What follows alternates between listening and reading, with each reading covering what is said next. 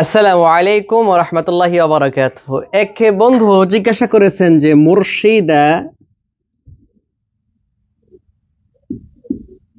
মুর্শিদা খাতুন এর তারকিব কি হবে?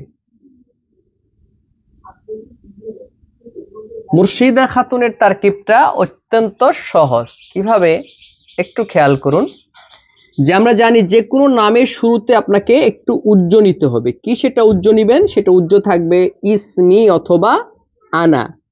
এখানে ইসমি অথবা আনা এটা হলো মুবতাদা। আপনি বলতে পারেন ইসমি, সেক্ষেত্রে আপনাকে বলতে হবে যে ইসমুনটা হলো মুদাফ, আর ইসমুনটা হলো মুদাফ, আর ইয়ায়ে মুতাকাল্লিম যেটা সেটি হলো মুদাফ ইলাই। মুদাফ এবং মুদাফ ইলাই মিলে মুবতাদা। আর আনা, লফজু আনা যদি ব্যবহার করেন তাহলে তো এটা সরাসরি মুবতাদা হয়ে যাবে, অসুবিধা নেই।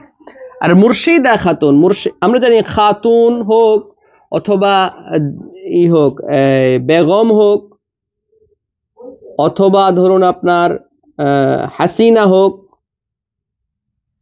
এরকম গুলা কিন্তু জুমলায় ব্যবহার হবে এটা সিফাত হিসাবে।